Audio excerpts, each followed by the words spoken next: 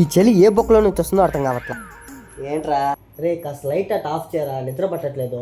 ఎవరికి నిద్ర పట్టట్లేదు? నాకు. అవసరం ఎవరిది? నాది. మళ్ళీ ఎవడు ఆఫ్ చేసుకోవాలి? నేనే. అదేదో నువ్వే ఆపుకో.